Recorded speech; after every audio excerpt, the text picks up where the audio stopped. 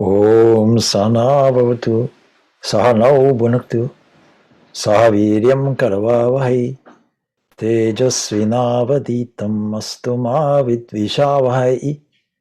Om Shanti Shanti Shanti. May that one protect us both. May that one nourish us. May we work together with great strength and vigor. May we study in an illumined way. May we not unnecessarily cavil with each other. Peace, peace, peace be unto all. So this evening there's a theme, bondage and freedom. If you really analyze properly what the human goal of life is, you can characterize it as a will for freedom. It doesn't matter where you start from. Even if you start at the atomic level, up until Descartes, the philosopher, the whole of the universe was seen to be vibrant, was seen to be sentient. But since Descartes, matter was matter, as dead as anything, and the only conscious sentient beings would be organic beings. But really what we understand is there's a reason why things fly off. There's a reason why, even at the atomic level, freedom is desired. And at the bottom of it all, along with happiness, eternal happiness, a wish for power, a wish for enjoyment, it all really boils down to, let us be free, let us not be in slavery. And this expresses itself in the wish for society to be a free society, for citizens to be free, freedom of choice, freedom of gender. All of this comes out as the highest aspiration of man. If we can visualize the whole of nature urging and surging forward to express its own freedom, then the next question is, when do we get it? So, in Vedanta, we have a choice of different steps, different approaches. Most people will want a dualistic approach where nature is something separate, they are something separate, and there might be, as a starting point, an external cause for the whole thing. A deterministic universe from a harmonizing entity that keeps everything in rhythm and balance. It's not a bad idea, but it has a danger. Because what we call religion will have to be compatible with modern science. And the whole basis of science is to say there's no external cause to anything. Everything happens from within. If you take the example of a plant or a flower growing, it's impossible to go out in the garden, take it by its head and say, come on, today we're going to grow 2 inches and shift it upwards. Not understanding that, although the environmental factors are important for the growth of the flower in a healthy way, rainfall, sunshine, air, etc., nutrients in the soil, all the growth and the knowledge about growth comes from within. When a flower reaches up, we can imagine that it too wants its own freedom, and it's open enough to express itself. But the highest teaching of the Vedanta will be that of non-dualism. We don't describe it as monism, because monism has a characteristic, there's one, there must be two, therefore, and three, and four, and five. So it'd be a wrong way of characterizing it. If you say it's non-dual, it means there are definitely no two anywhere. You can put it in a positive way, there's a sum totality. And if we are seen to have parts, or if we ourselves feel individualized parts, it is only because we don't see that totality. What would be the advantage of seeing the totality? Because when we understand and see that totality, we have our freedom. Most people don't think that they are bound. Most people don't think that there are slaves. But let's analyze it properly. Everybody is working within limiting factors, limiting choices. A choice takes an alternative from, say, two things. You evaluate them nicely, or sometimes you don't even do that. And a choice is made of at least one of them, one course of action. But there's no freedom in it. So Swami Vivekananda in one of his lectures points out this dichotomy, that if you have freedom on the one side, you cannot have will on the other side. It's a paradox. It's actually a contradiction in terms. If I will to move a table or a chair, a pre-existing chair must be there, limiting my activity straight away. We have arms, we don't have wings. In America, they feel they have the right to bear arms. They say nothing about legs. But we are designed that we cannot fly. But that doesn't stop man's inherent desire to do it. And so using the man brain, we then design a whole aircraft. We say from the Wright brothers onwards, and we fulfill this desire to fly. But that's not the end of it. Currently, people want to be space travelers. They want to go beyond the scope of the earth and fly off and see the great blue marble that we call the earth from outside. Many people have dreamt of that, and now it's become a reality for a chosen few. If we really want our freedom, we have to go beyond the sense of bondage. The highest position in the Vedanta says that we shouldn't seek freedom because we're already that. That is already fulfilled. It is our own internal nature, nothing else to achieve or accomplish, only something to unfold or something to lift. So there's one text which is blatantly tells this and avoids all forms of dualism or any other vestige of it. So for that reason, the question then arises, should we tell everybody this? Because there's a danger in it. First of all, if you teach this highest philosophy of non-dualism, there is a danger of destroying people's simple faith in the earlier stages of spirituality and religion. That would not be good. But at least we should tell people about the goal. If you're climbing a mountain, the goal is to reach the top, to go beyond the clouds.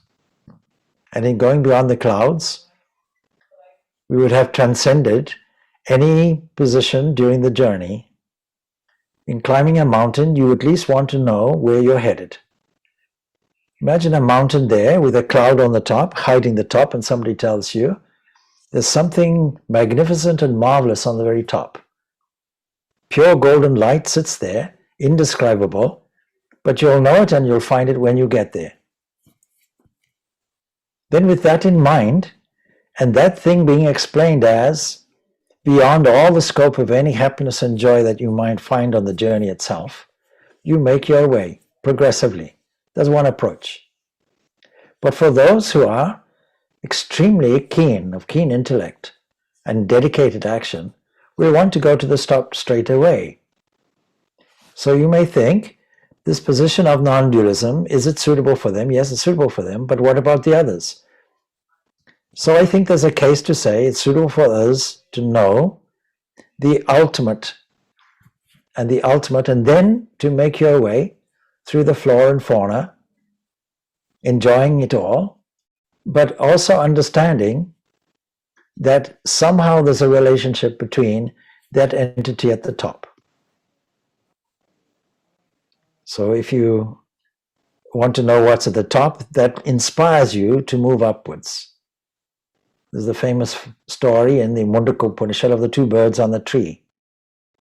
One enjoying the bitter and sweet fruits of life, trying to get the sweetest. But of course, all of this is forgetful of the bird on the top of the tree that is shining and radiant. And in moments of inspiration, looks up and naturally gets an attraction toward that and moves up the tree. So that story we're all familiar with. We can either say tree, we can say mountain, whatever analogy you want to use. The greatest difficulty there, though, is not to acknowledge the totality of things and not to think that there is anything beyond the cloud, to assume there's a nothing beyond the cloud. There's a materialist position where you go through life quite satisfied with what you have here, or you think you're satisfied. These are people who are in slavery but don't know it. They're in bondage but they don't know it. They're assuming a freedom which they haven't got. It's all a limiting thing. So there's one text called Ashtavakra Samhita or Ashtavakra Gita. It makes no bones about the non-dualistic position, but it raises a question. Should we disturb people with this extreme non-dualism, where there is no Maya, there is no world, there is only one entity without a second, and tells it quite boldly. Now it reminds me when Naran, that was Swami Vivekananda's pre-monastic name, he thought that this idea of non-dualism was ridiculous. He used to make fun in conversations with friends. Oh, these people say, this saucer is God, this cup is God, this chair is God, this floor is God, the earth is God, this head is God, this hat is God, etc. And Ramakrishna, as a great master, would have taken note of that. One day, he asked him, please, will you read this book to me? Ashtavakra Samhita. Vivekananda said, oh, I don't believe in any of that stuff. Oh, then for my sake, please do it. Humor me. And so that was what happened. He humored, read the book, and then he got this inner insight, this inspiration. Ah, that is what is meant. There is one without a second. There is something that is a substance. Just like an ocean will be one, but waves are names and forms. And should we not be shouting this from the rooftops if it's true? Because if it is true, it will be a panacea for all the ills of the modern age and previous age also, and future ages, that there is only one thing. You won't have to fight on the basis of individuality. So all of us have this inherent drive toward freedom. You can compare it to learning a musical instrument. First of all, you have an element of fear, or doubt at least. I don't know if I can do it. I've never played this instrument before. Then with great determination and practice, mainly practice, you start going from the basic notes and then start putting more feeling into that. And then the timing changes in playing.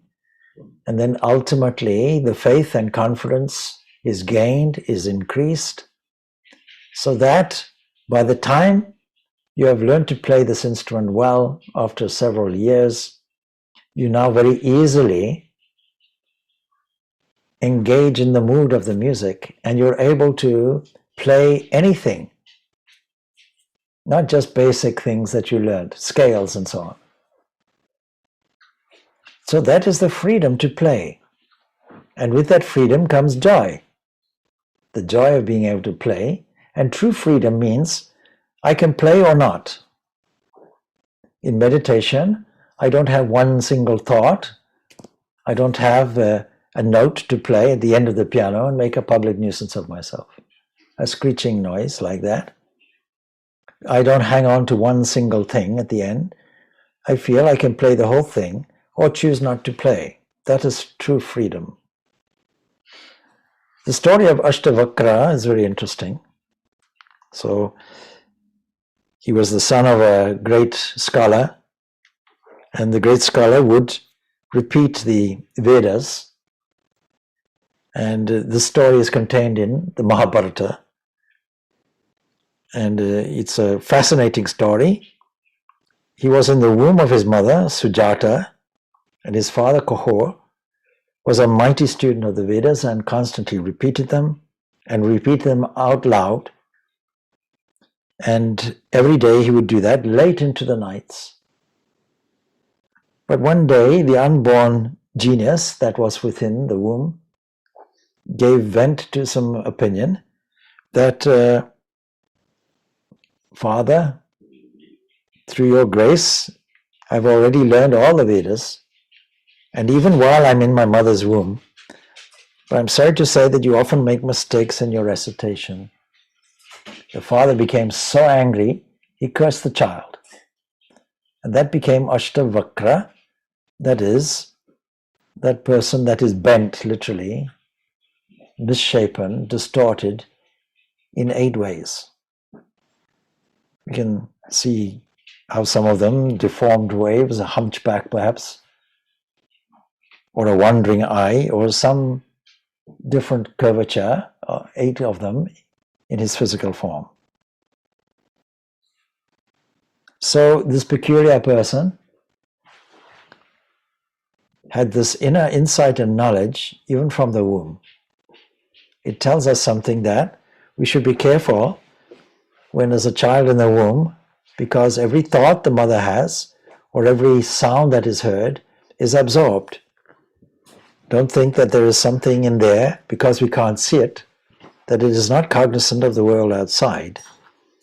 And the world outside is carried to the inside also. So the learned Kahor, he was pressed by his own poverty and went to the court of the king Janaka, and he begged for some royal patronage.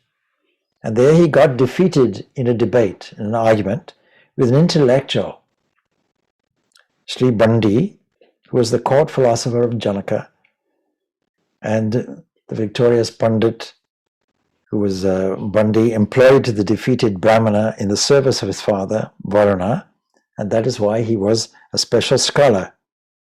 The years rolled by, and the family had no news of the whereabouts of the revered Brahmana, Kahor. He just went in humiliation and disappeared.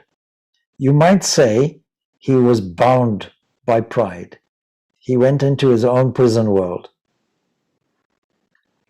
But the splendid student, who is his son, Ashtavakra, he was teased by his fellow students at the schools. They said, you have no father. You're an orphan. And other unkindly words we can put into more modern language. And so the worried boy returned home and inquired of his mother, where's my father? And he came to know from his mother that his father had once gone to Janaka's court and palace, and that there he had been defeated in an argument or debate, dialectics, and had never been seen from since. He went away crushed. So Ashtavakra, who was about 12 years old at the time, he decided to make inquiries, and he started on his pilgrimage to Vidaha. Now Janaka, of course, we know from the ancient texts, was a very benevolent king, and he was said to have first-hand knowledge of the ultimate, and first-hand knowledge of all his subjects too. So not only was he a knower of Brahman, but he was also a knower of his own subjects. He carried out his job well. We have to understand that these ancient truths were not spoken about or taught in the forests and the caves. They were taught in kingly courts, and discussions were held. And so he was doing his rounds throughout his kingdom, and he saw the young sage bent in 8 places, limping steadily. And after alighting from his horse, he prostrated before the teenager, imagine, who was hardly 12 then, of course.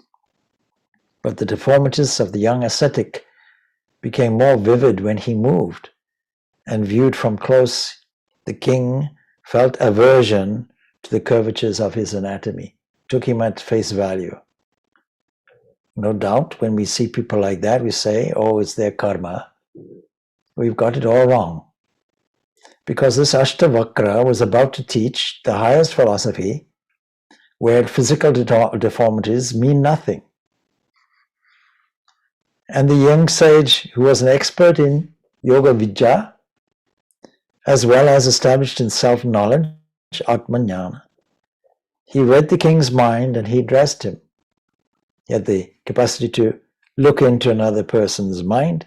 O king, just as the shape of a temple does not affect the sky or the ether or the space, the crookedness of the physical body has no effect on the Atman, the internal self.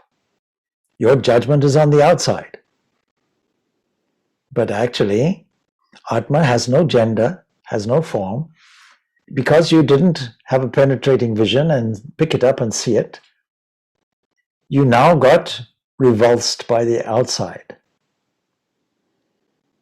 And of course, this all rang true with the great King Janaka. So a wise man has Atma Drishti, that is, he looks at the reality behind this manifested world of names and forms, whereas an ignorant one has Karma Drishti, meaning he gets lost in the names and forms and therefore becomes subject to bondage. That is the cause of our bondage. And so the king was, of course, taken aback by such an incisive wisdom of the young sage and requested him to come and grace his palace. And he acceded to this. And then he was given a place of honor there in the king's palace. And he removed all doubts from the great King Janaka's mind. So this story is referred to in the Mahabharata. So we can kind of guess its age. And in expressing his knowledge and gaining the reputation and defeating also the enemy, the dialectic enemy, if you will, of his father came back with a sense of pride in his son. And so the father was released from his bondage of pride and of humiliation, where he proved that though physically a boy, he had the wisdom of the ancients. And so there in the court, the handicapped boy defeated the revered philosopher. Bandi was the philosopher's name, and he won the freedom of his father. So the subject of tonight is bondage and freedom. And the father let his son bathe in the river, Sumanga, and blessed by the father, what happened? The deformed child walked out of the waters cured completely. A handsome boy of brilliant charms, because the internal beauty was revealed, that of truth. So, in the 8th chapter of this Ashtavakra Samhita, this dialogue, we see a subject which is exactly entitled Bondage and Freedom. The very first stanza will tell us, Ashtavakra Uvacha Tada Bando Yada Chitam Kinchit Vanchati Shochati. You recognize Na Shochati, phrases like that, contained in many of the Upanishads, is all to do with grief. Because, as you know, somebody who is enslaved is not happy. In Africa, certainly on the east coast of Africa, in places like Zanzibar, in Mozambique, there is horrendous evidence of those people who are non-believers being shackled and treated like animals and herded onto ships and sold into slavery. In South Africa, there's a milder form of it, because there was nobody to cultivate and cut the sugar cane. Then people in India who were less educated, they put a thumbprint and they were indentured. And so we have a whole population of Indians working in Natal, in Durban, and the same thing also in the places like Trinidad and Bahamas and so on. That all came, there's a more civilized form of slavery, but slavery nonetheless. We are told that in the 21st century, there are more slaves in the world than have ever been in the past.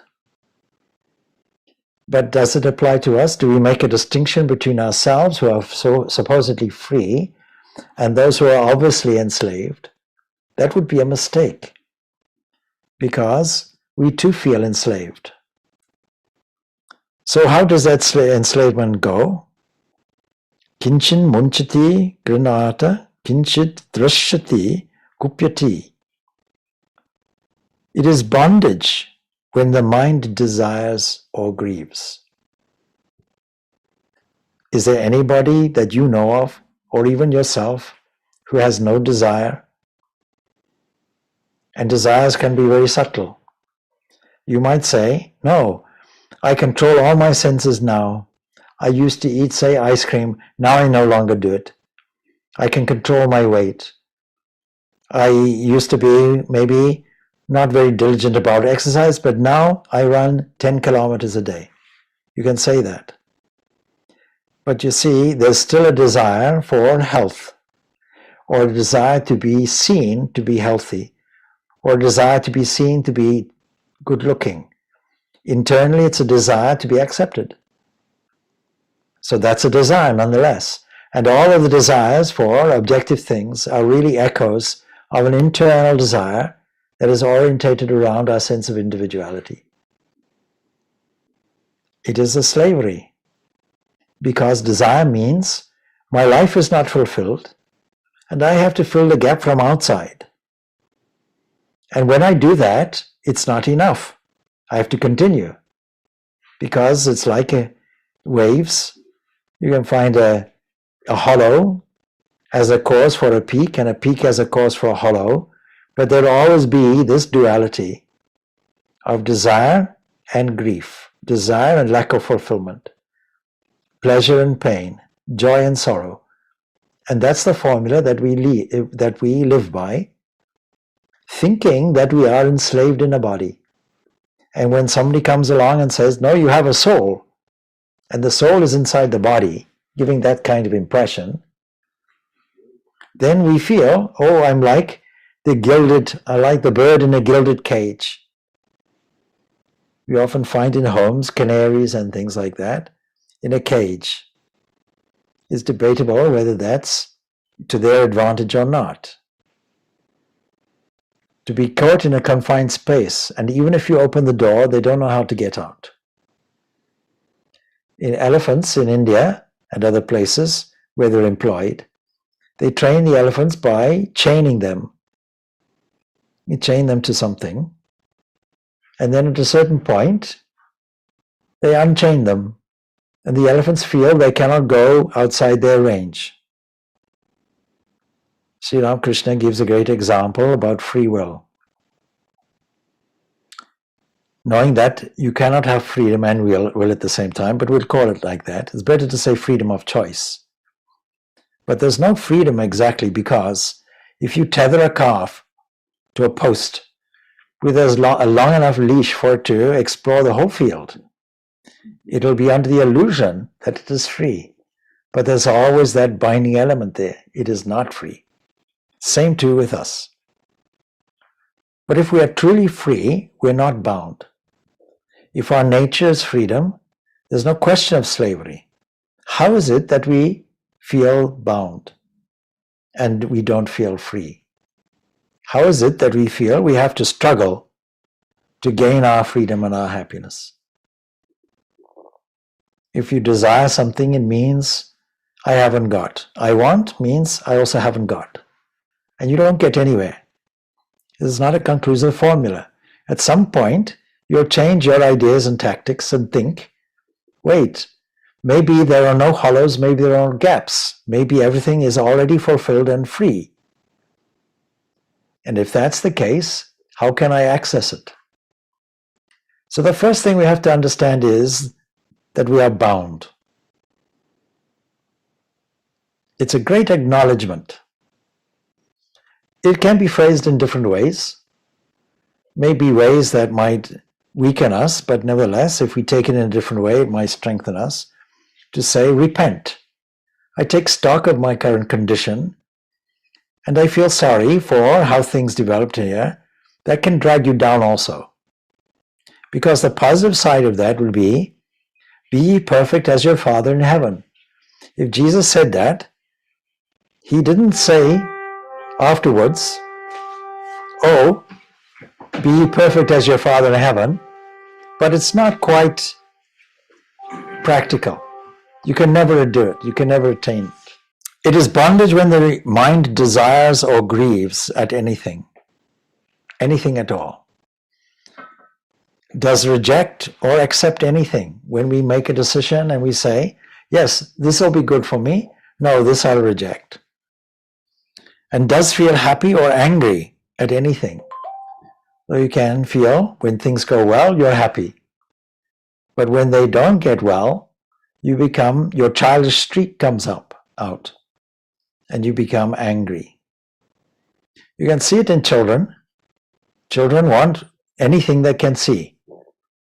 Some other child has a balloon. They also want a balloon. Then when you give them a balloon, they brush it against a sharp object and it bursts and they cry. How different are we? Adults can play a game of golf, for example, and be elevated when they come up on top. And then, halfway through the game, it goes into a sandpit or something, or goes into a water. In Zimbabwe, we have interesting golf courses with crocodiles in the water. So if you hit your ball into there and it lands on a crocodile's nose, the rules of the game say you have to play it or lose it, forfeit it. So it's quite a difficult thing. I don't know of anybody who managed to stand on the crocodile and hit the ball. No brave people like that. And at the end of the day, they thrash away the ball and become angry. And we have a phrase for it. They threw the toys out of the cart. In adulthood, you behave like a child. On the same basis, thwarted desire produces anger, or at least frustration. So this is the bondage in which we are in, and we have to recognize, in all honesty, and assess it absolutely correctly, what condition do we find ourselves, and acknowledge that we seem to be in bondage. But on the other side, we have to understand our inherent nature is we are free. It's only a felt bondage. And that felt bondage is because we have bought into a mistaken notion of what the world is, what the universe is. So first of all, Ashtavakra, in this very first stanza of this chapter, defines the state of bondage. And since this is a condition which is very familiar to those who are listening, because the reason why you're listening and the reason why anybody who reads this Ashtavakra or studies this Ashtavakra Samhita, as they understand this dichotomy of bondage and freedom. They understand we are actually in bondage. If you don't know that, you can't go forward. So, and we have to add the word seems. We seem to be in bondage. Because people can do away with desires. This comes in the second stanza. So if they were not already in bondage or the feeling of bondage, they would not study this text, but would keep on singing their own song, their own Gita, the Gita of material life, and never progress, maybe never regress also. You find many people who say, I don't need anything more. I don't believe in God, but I'm a moral person. I'm a good person. That's all that's necessary. No, that's just maintenance. You're expected to be good. It's nothing special. You have to go deeper and find out your own freedom. Being good is also binding. Having brought the condition of bondage acutely to the awareness of a student, it should be relatively easy then for any student, any person listening to this, at least vaguely to grasp what exactly is the state of freedom. But he spells it out. See, desire is a feeling, it's an emotion. It's not an intellectual thing. There's an attachment that goes with it. It rises up to disturb the mind. And this veil over our inherent freedom is exactly this disturbance in the mind. The Sankhya's make a useful analogy that the mind is like a kind of lake, always in a sense of disturbance. All the waves are going up and down, and the mud is there being churned up. We can't easily see the bottom. We have to cultivate another thing. So there are three strands to this binding rope. The dullness, inertia, laziness, accepting a status quo, and doing nothing. Then there is an active role that is being played, an active will that is asserted with the idea, let me get something, let me fulfill desires.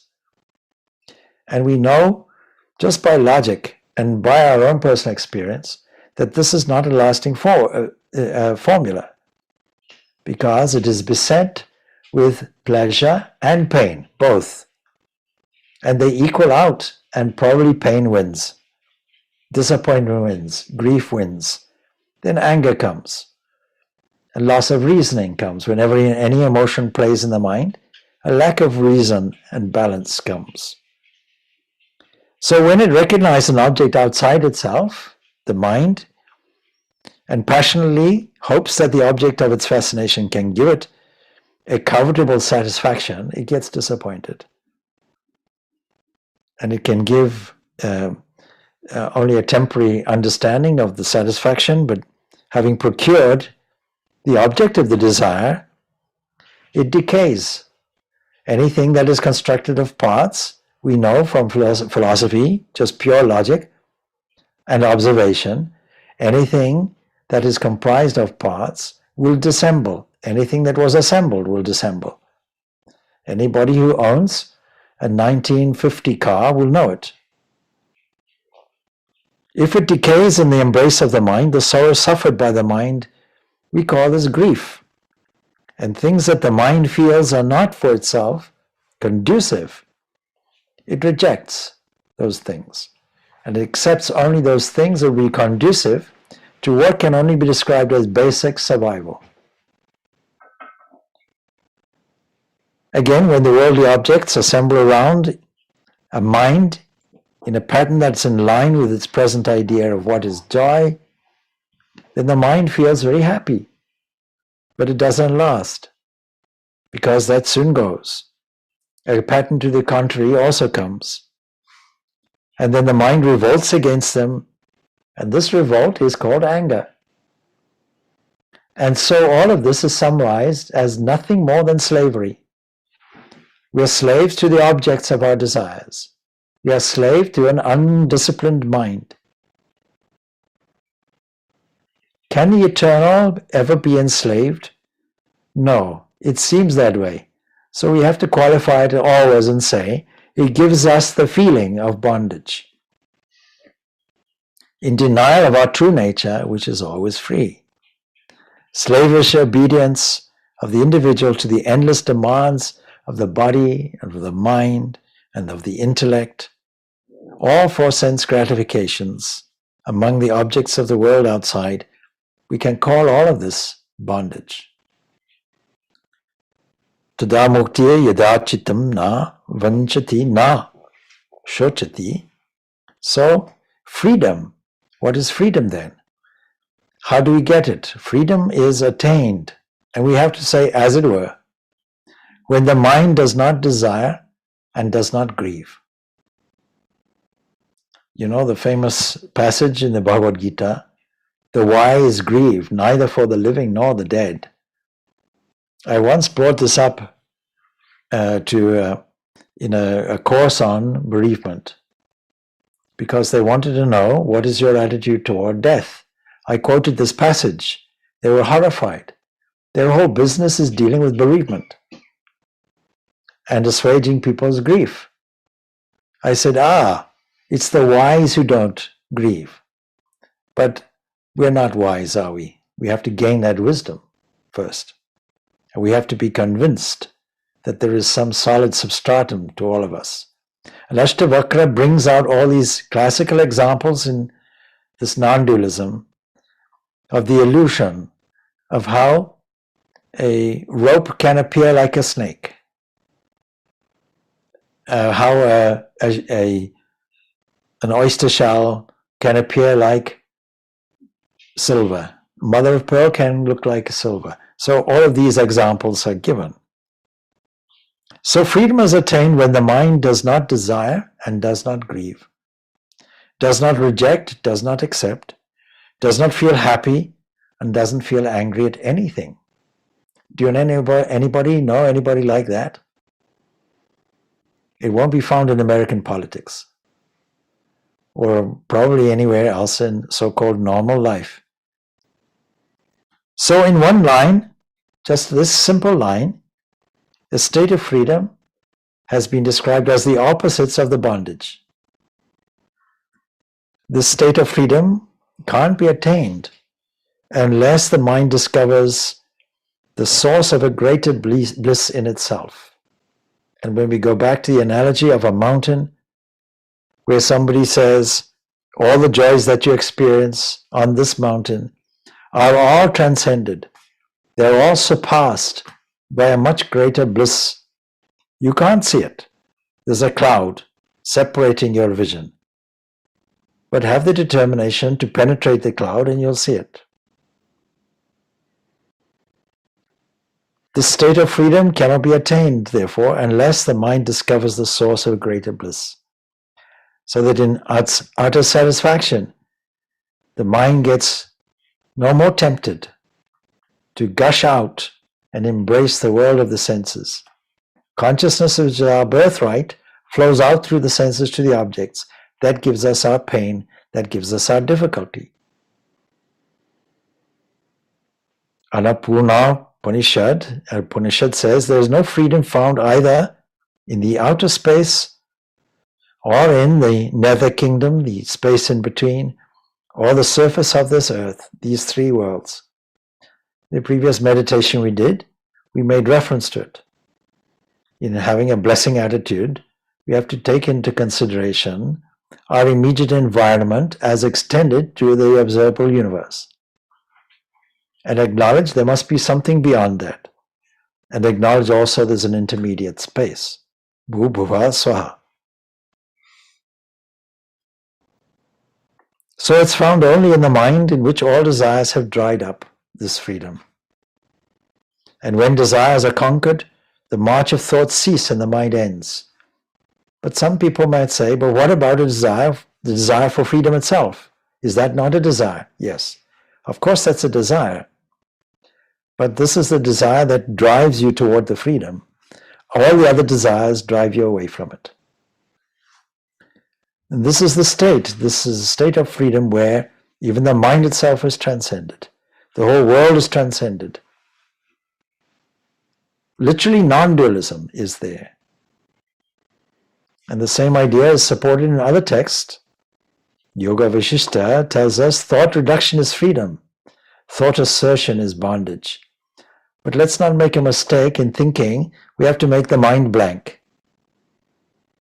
Because the pure mind will speak for itself. The condition for all of this is reducing till no waves come in the mind. And that's a great misunderstanding. Oh, then we'll keep the mind blank. No. That's called dullness and sleep. And if that were the case, then the most enlightened beings would be rocks. And they're not. So there's no other escape. The seeker must learn to rise above his desires or his desire promptings, to see when they rise up, see where they're coming from, the habit level, letting them come and letting them go, and systematically, scientifically, inserting something better, something higher, something more blissful. And there's no other escape, and there's no holiday for the process.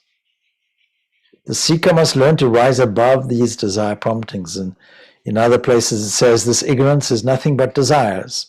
When desires have ended, That state is called freedom.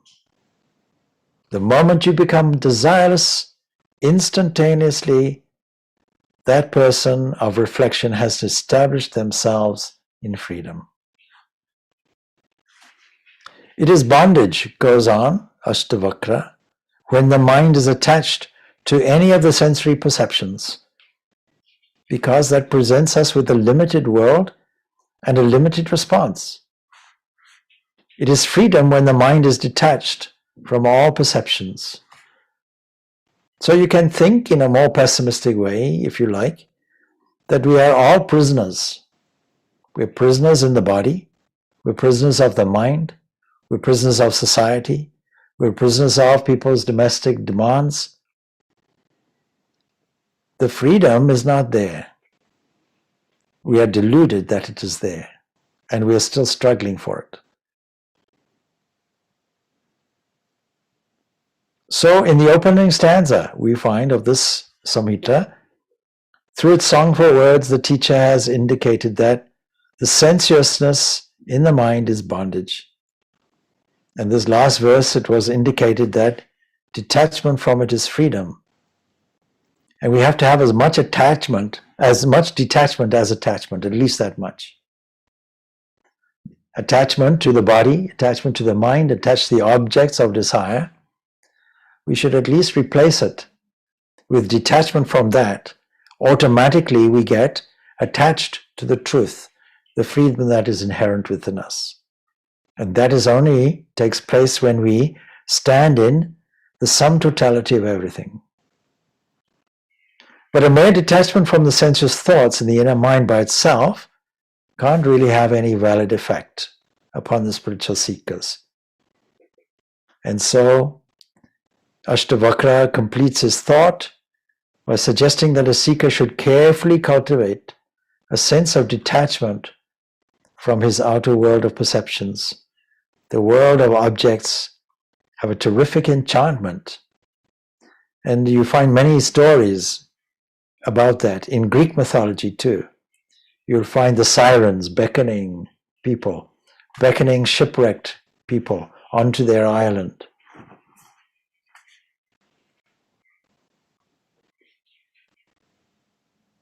Even if an individual is capable of ignoring the demands of his inner mind, the outer perceptions can generate devastating sensuous storms in the mind. And so to live susceptible to the various perceptions is really what we call ignorance. Not understanding that we are at least part and parcel of that totality, and then ultimately dissociated from it completely.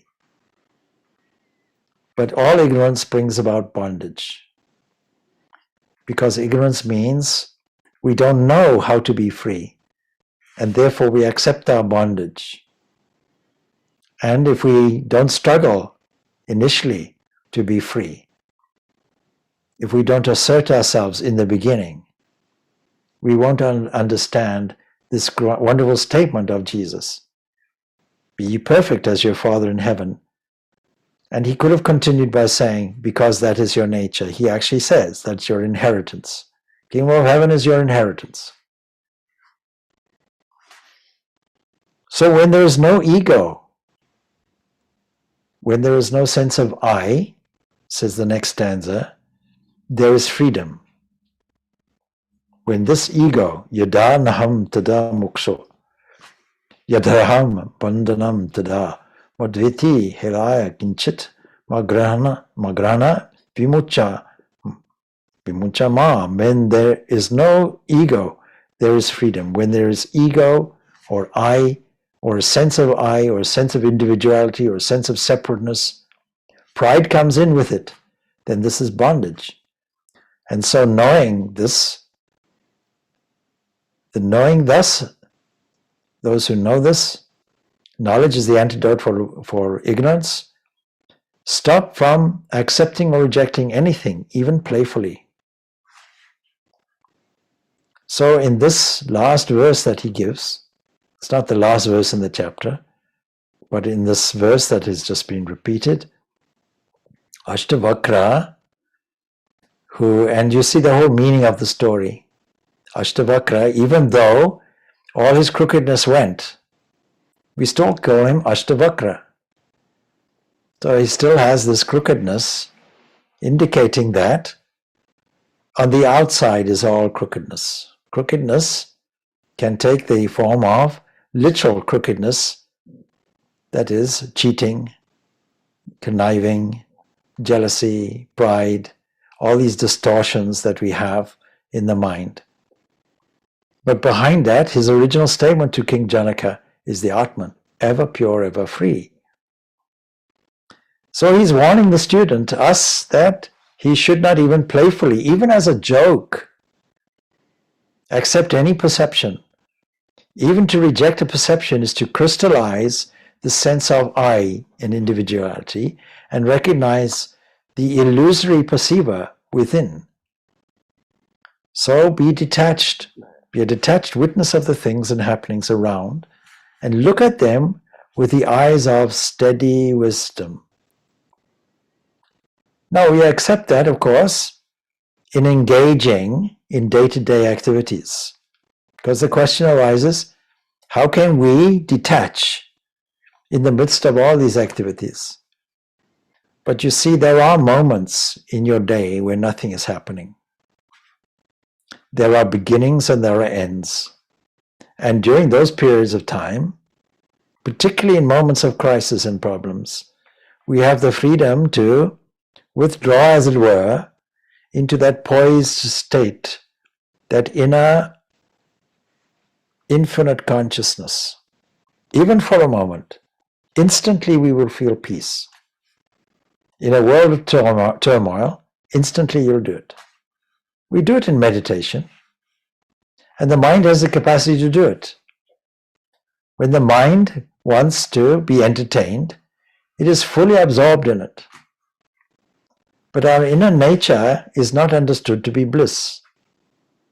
So that we have to understand, that there is something much, much more profound and is responsible for the echoed values outside. The reason why we sing joy is because our nature is bliss. That's the very reason why we want it. But we're looking for it in the outer world that is changing, not in the interior. So that's a state of freedom. And whenever there is I, the perceiver, expressing, that is the state of bondage. Because desires come from that base. When you have a desire, it's a desire to gain something for yourself.